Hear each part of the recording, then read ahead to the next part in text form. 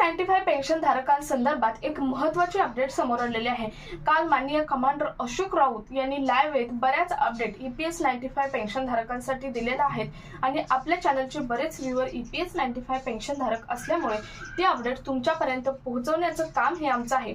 त्यामुळे अतिशय महत्त्वाची ही अपडेट ही तुमच्यापर्यंत आज आपण आजच्या व्हिडिओच्या माध्यमातून पोहोचवणार आहोत। माननीय कमांडर अशोक राऊत एनएसीचे राष्ट्रीय अध्यक्ष आहेत, जे की आतापर्यंत 10 वर्ष EPS-95 पेन्शन धारकांसाठी लढत आहेत आणि काल त्यांनी एक लाईव्ह येत अपडेट दिलेले आहे। अतिशय महत्त्वाची प्रत्येक EPS-95 पेन्शन धारकांसाठी हे अतिशय महत्त्वाचे अपडेट आहे। त्यामुळे व्हिडिओ स्किप न करता ही अपडेट प्रत्येक EPS-95 पेन्शन धारकांपर्यंत पोहोचलीच पाहिजे।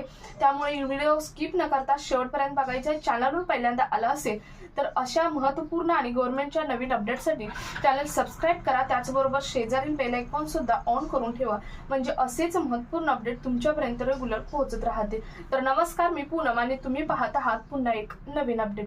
EPS-95 पेन्शन धारकांची जी पेन्शन वाढ आहे ती बजेटमध्ये होईल अशी प्रत्येक EPS-95 पेन्शन धारकांची अपेक्षा होती आणि माझी सुद्धा तीच अपेक्षा होती। कारण बरेच जे सूत्र आहेत जे सरकारशी जोडलेले आहेत किंवा मोठमोठे न्यूज चॅनल आहेत त्यांनी सुद्धा एक अपेक्षा व्यक्त केली होती किंवा तर्कवितर्क सांगितले होते की EPS-95 पेन्शन धारकांची जी पेन्शन आहे ती या बजेटमध्ये वाढू शकते असं सुद्धा सांगितलं होतं। मी कालच्या व्हिडिओमध्ये तुम्हाला सांगितलं की MyGovernment.in या वेबसाईटवरती मतं नोंदवायला लावली होती। जास्तीत जास्त मतं EPS-95 पेन्शन धारकांची होती, तरी सुद्धा सरकारने हा मुद्दा इग्नोर करत यावेळी सुद्धा EPS-95 पेन्शन धारकांना कोणतीही पॉझिटिव्ह जी बाजू आहे ती पॉझिटिव्ह बाजू त्यांची मांडलेली नाही किंवा फक्त EPS-95 नाही तर EPFOचा कोणताही मुद्दा सरकारने या बजेटमध्ये घेतला नाही। मग त्यामध्ये कर्मचारी असतील, शिक्षक असतील किंवा EPS-95 पेन्शन धारक असतील, हे सर्वांचा कोणताही मुद्दा EPFOचा कोणताही मुद्दा या बजेटमध्ये घेण्यात आलेला नाही। तुम्ही अगोदर बघितलं असेल की बजेटच्या अगोदर 2 ते 3 दिवसापूर्वी उत्तर प्रदेशचे अध्यक्ष आहेत EPSचे तिवारी यांनी सुद्धा सरकारला इशाराच केला होता। छोटंसं आंदोलन घेतलं होतं आणि मीटिंग घेतली होती उत्तर प्रदेशमध्ये आणि सरकारला इशारा केला होता की जी EPS-95 पेन्शन धारकांची पेन्शन आहे ही पेन्शन जर वाढवली नाही किंवा EPS-95 पेन्शन धारकांचा मुद्दा बजेटमध्ये जर घेतला नाही तर आम्ही मोठं आंदोलन करू असं सुद्धा त्यांनी सांगितलं होतं। परंतु तरीही EPS-95 पेन्शन धारकांचा पेन्शनचा मुद्दा घेतलेला नाही। तर ही झाली कालची बजेटची बाजू। परंतु रात्री माननीय कमांडर अशोक राऊत यांनी लाईव्ह येत नेमकं काय सांगितलं ते आपण पाहूयात। ते म्हणाले की माननीय अशोक राऊत म्हणाले की आतापर्यंतचा आमचा 10 ते 12 वर्षाचा संघर्ष आहे, परंतु तरीही जे बजेटमध्ये सरकारने आमची बाजू कोणत्याच पद्धतीने मांडलेली नाही असं सुद्धा ते म्हणाले। शिवाय ऑक्टोबरमध्ये आम्हाला लेखी एक लेटर दिलं होतं, त्या लेटरचा रिप्लाय लगेच देतो, 1 महिन्याच्या आत देतो म्हणून सांगितलं होतं। आज जवळजवळ 4 ते 5 महिने झाले, परंतु कोणत्याही प्रकारचा रिप्लाय यावरती आलेला नाही। आणि त्यानंतर आम्ही बऱ्याच ठिकाणी छोटे छोटे मोर्चे काढले, तरीही आम्हाला रिप्लाय देण्यात आलेला नाही। प्रत्येक ठिकाणी आम्ही लेखी स्वरूपात लेटर दिले, तरीही आम्हाला कोणता पॉझिटिव्ह रिप्लाय दिलेला नाही। शिवाय आम्ही 3 आणि 4 तारखेला जंतर मंतरला आंदोलन घोषित केलं, ते सुद्धा आमचं आंदोलन आहे ते सरकारने कॅन्सल करायला लावलं आणि त्यावेळी आम्ही कॅन्सल सुद्धा केलं, कारण त्यावेळी आपल्या देशाची परिस्थिती तशी होती, त्यामुळे आम्ही त्यावेळी कॅन्सल केलं। परंतु आता आम्ही अनब्रेकेबल म्हणजे आम्ही असं आंदोलन करणार आहे की जे आतापर्यंत कधीच झालं नसेल असं आंदोलन करणार आहे। कारण सरकारलाही आमचा जे हे आहे ते पाहायचंच आहे, त्यामुळे आम्हाला आंदोलन करणं हाच आमचा शेवटचा पर्याय असू शकतो। आम्हाला आंदोलनाची कोणतीही हौस नाही असं सुद्धा कमांडर अशोक राऊत यांनी सांगितलं। कारण आमचंही ज्येष्ठ नागरिक वय आहे, त्यामुळे आम्ही सरकारला शांततेच्या पद्धतीने बऱ्याच वेळा पेन्शन वाढीची मागणी केली, लिखित स्वरूपात लेटर दिले। मागे तर बजेटच्या अगोदर 3 ते 4 दिवस महासचिव सुद्धा नवी दिल्लीला गेले होते। बऱ्याच नेत्यांना त्यांनी भाजपच्या नेत्यांना, कारण सरकार आता केंद्राचं सरकार हे भाजपचं आहे आणि बऱ्याच राज्यांमध्ये सरकार सुद्धा भाजपचं आहे, त्यामुळे बऱ्याच भाजपच्या मोठमोठ्या नेत्यांना किंवा वित्तमंत्री असतील, श्रम मंत्री असतील, यांना सुद्धा त्यांनी लिखित स्वरूपाची लेटर दिली होती.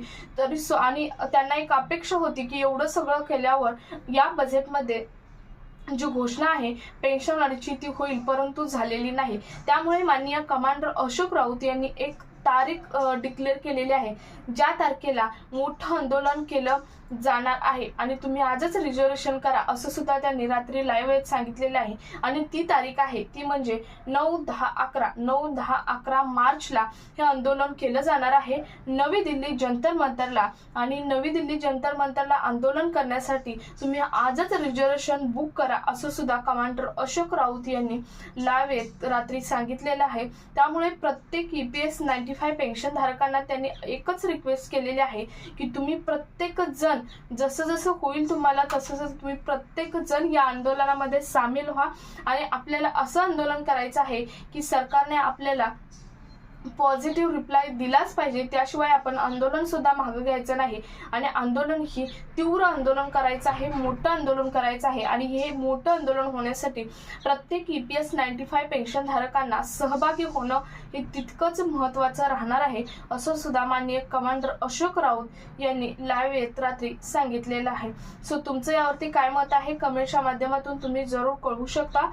आपल्या चॅनलचे बरेच व्ह्यूअर जे आहेत ते EPS 95 पेन्शन धारक आहेत, त्यामुळे ही अपडेट देणं ही अतिशय महत्त्वाचं होतं. कारण प्रत्येकाच्या जवळ माननीय कमांडर अशोक राऊत यांचा व्हिडिओ पोहोचलाच असेल असं नाही.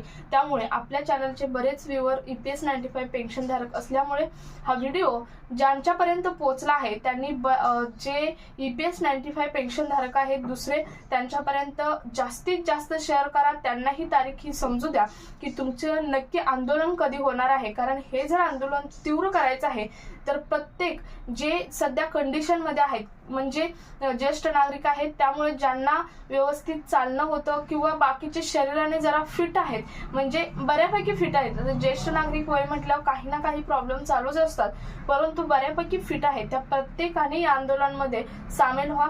तरच हे सरकार तुम्हाला काय आहे तो न्याय तुमचा देऊ शकतं. तुमचं यावरती काय मत आहे कमेंटमध्ये जरूर सांगू शकता. तुमच्याकडे जेवढे ग्रुप आहेत EPS 95 पेन्शन धारकांचे तेवढ्या सर्व ग्रुपमध्ये हा व्हिडिओ शेअर करा. कारण त्यांना 9, 10 आणि 11 ही अतिशय महत्त्वाची तारीख आहे आणि ही अतिशय महत्त्वाची तारीख त्यांच्यापर्यंत पोहोचणं हे तितकंच गरजेचं आहे. त्यामुळे हा व्हिडिओ जास्तीत जास्त EPS 95 पेन्शन धारकांपर्यंत शेअर करा. भेटूयात पुढच्या एका नवीन अपडेट सोबत. तोपर्यंत धन्यवाद. सरकार होगी. अब याचना नहीं, अब रण होगा, रण, और भीषण होगा संघर्ष, बहुत भीषण. और इसके लिए मैं आज यहाँ